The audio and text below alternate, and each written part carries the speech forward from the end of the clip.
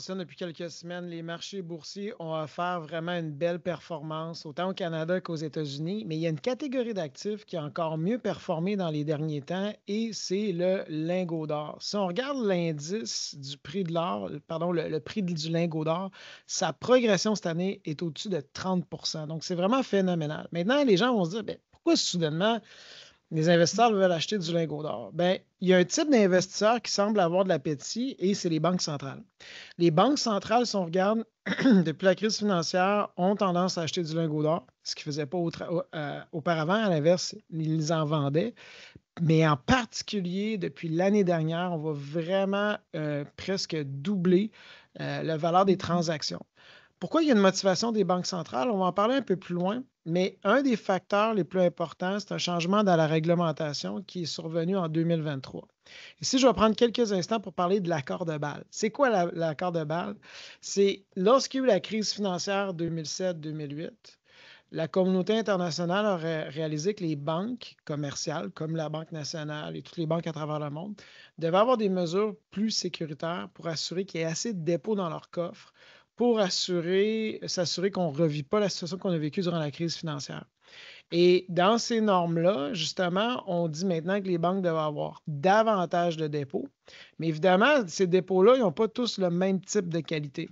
Dans le fond, on a 3 types. Et dans la première catégorie, des fonds propres de base de catégorie 1 depuis toujours, depuis que ça a été implanté. Après la crise financière, l'or ne figurait pas dans ce produit, dans cette catégorie-là.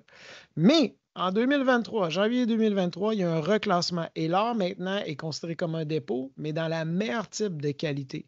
Donc, elle est considérée dans son ensemble, dans sa valeur totale. Donc, soudainement, pour une banque commerciale, mais davantage pour une banque centrale, acheter de l'or, ça a du sens.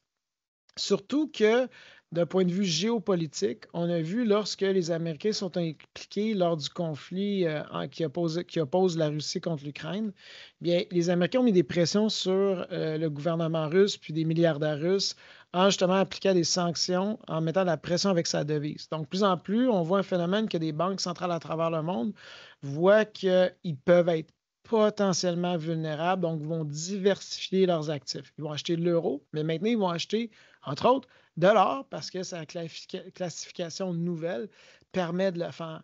Donc, ces acheteurs-là, d'après moi, vont toujours rester présents. Et il ne faut pas non plus penser que c'est un volte-face par rapport à la devise américaine, mais c'est plus probablement juste un mouvement de diversification, mais ça reste que la devise américaine va rester la devise des banques centrales, à mon avis, pour encore plusieurs années.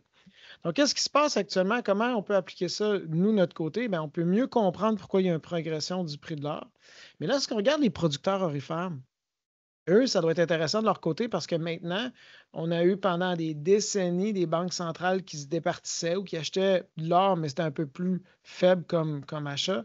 Mais là, aujourd'hui, on voit des acheteurs qui probablement vont avoir plus confiance, qui soient présents dans l'avenir pour continuer d'acheter du prix de l'or. Ce qui pourrait peut-être amener un plancher au prix de l'or à une certaine mesure, ou du moins réduire sa volatilité. Donc, si je suis un producteur aurifère, je pense que c'est une bonne nouvelle.